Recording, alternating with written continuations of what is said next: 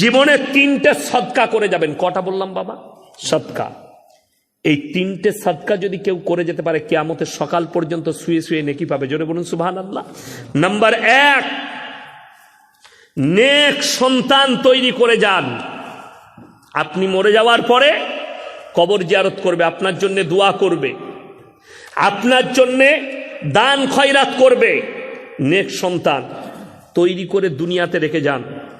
আজকে বড় কষ্ট লাগে, বাপ 5 ওয়াক্তের নামাজি, ছেলে কিন্তু মদ খায়। বাপ 5 ওয়াক্তের নামাজি, ছেলে গাঁজাখোর। বাপ 5 ওয়াক্তের নামাজি, ছেলে সুদখোর।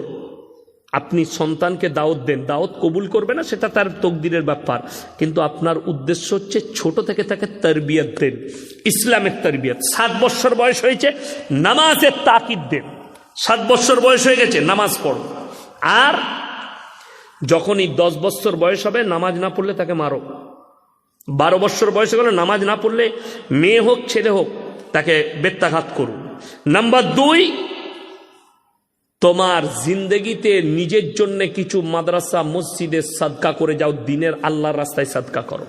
নাম্বার 3, খায়রুকুম মান তাআল্লামাল কুরআনা আল্লামাহু, যারা ইলম হাসিল করে অপরের কাছে পৌঁছে দেয়। আপনি যে ভালো কথাটা শুনবেন সেটা লোকের কাছে পৌঁছে দেন, সাদকার নেকি পাবেন।